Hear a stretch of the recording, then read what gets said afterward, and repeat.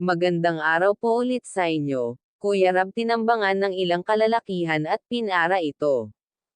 At kung bago ka pa lamang sa aking channel at napadaan lang ako sa wall nyo, baka pwede pakisubscribe. Kuya Rab, grabe ang kaba, bakit sila pinara? At wag po muna skip ang aking video para malaman ang nilalaman nito.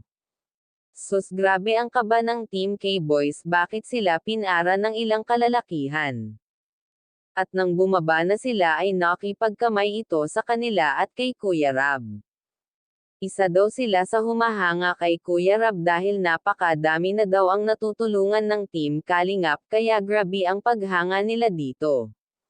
Kuya Rab, napabuntong hininga na lamang sa kaba, akala niya ay kung anong masama na ang mangyayari sa kanila.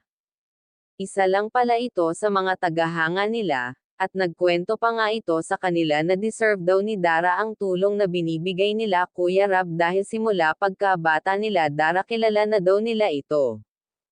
At napakabait na bata daw itong si Dara at masipag, kaya kilala nila ito matagal na. Kuya Rab nagpasalamat sa mga lalaking ito, dahil mababait naman pala ito, hindi katulad ng inakala nila. At hindi lang yan, tinulungan pa sila ng mga kalalakihan ito magbitbit ng mga gamit na para sa bahay ni Dara, at kunting mga pasalubong ni Dara galing sa mga sponsor nito.